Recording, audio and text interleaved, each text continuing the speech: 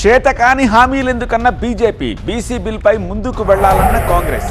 బీసీలకు అత్యధిక ప్రాధాన్యత ఇచ్చేది బీజేపీ మాత్రమే అంటున్నారు ఆ పార్టీ నేతలు. ఇచ్చిన హామీ నుంచి తప్పించుకునేందుకు కాంగ్రెస్ ప్రయత్నాలు చేస్తోందని విమర్శించారు. స్థానిక సంస్థల ఎన్నికల్లో బీసీలకు 42% రిజర్వేషన్లు అమలు చేయకపోతే రేవంత్ రెడ్డి క్షమాపణలు చెప్పాలంటున్నారు. స్థానిక సంస్థల్లో బీసీ రిజర్వేషన్ల అంశం అనేది కేంద్రంలో సంబంధం లేని విషయమన్నారు తెలంగాణ బీజేపీ అధ్యక్షుడు రామచంద్రరావు.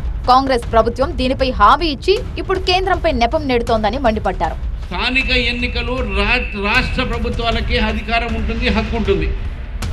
మరి మీకు ఈ రాజ్యాంగమైన హక్కు మీకు ఉన్న తర్వాత మీరు ఈరోజు మీ యొక్క బాధ్యతని నిర్వహించకుండా మీ యొక్క బాధ్యతని, మీ తప్పిదాన్ని, మీ వైఫల్యాన్ని ఈరోజు కేంద్రం మీద మీరు చూసే ప్రయత్నం చేస్తూ ఉన్నారు.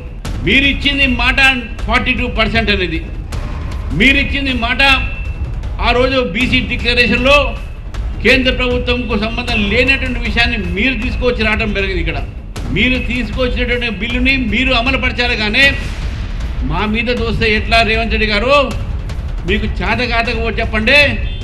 మీరు ఈ యొక్క సందర్భంగా ఈ యొక్క రాష్ట్ర బీసీలకు క్షమాపణ కోరాలి. కాంగ్రెస్ తీసుకొచ్చిన 42% బీసీ రిజర్వేషన్ల బిల్లు ముస్లింలకు మేలు చేసేందుకు మాత్రమే అని ఆరోపించారు కేంద్ర మంత్రి కిషన్ రెడ్డి. మైనార్టీ ఓట్ల కోసం రేవంత్ సర్కార్ కొత్త ఎత్తుగడ వేసిందన్నారు. గతంలో కేసీఆర్ కూడా ఇదే రకంగా వ్యవహరించారని విమర్శించారు.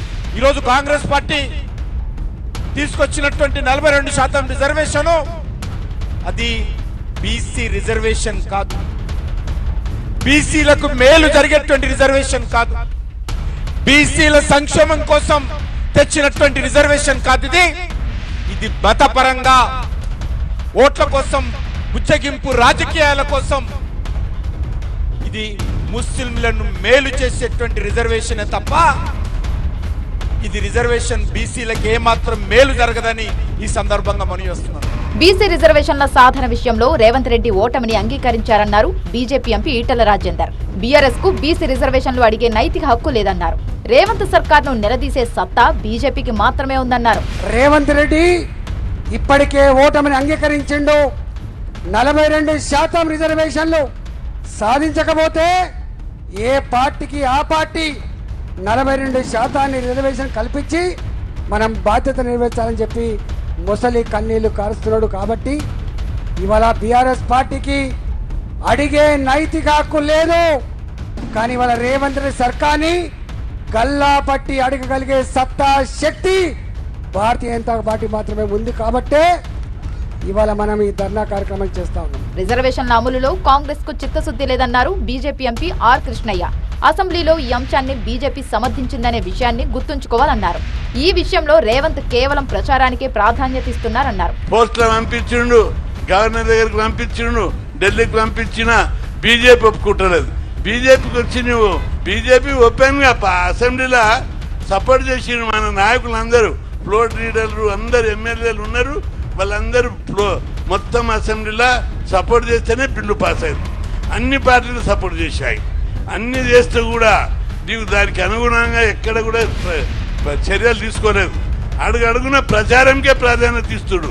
బీజేపీ నేతలు కడుపులో కత్తులు పెట్టుకుని బలహీన వర్గాలకు అన్యాయం చేస్తున్నారని ఆరోపించారు మంత్రి పొన్నం ప్రభాకర్. ముస్లింల పేరుతో రిజర్వేషన్లను అడ్డుకుంటున్నారని మండిపడ్డారు. గౌరవ రాష్ట్రపతి గారు ఆమోదం పొందాల్సిన ఈ యొక్క బిల్లుపై భారతీయ జనతా పార్టీ కడుపులో కత్తులు పెట్టుకొని అలుముకొని బలహీన వర్గాలను చంపే కుట్ర చేస్తూ ఉంది.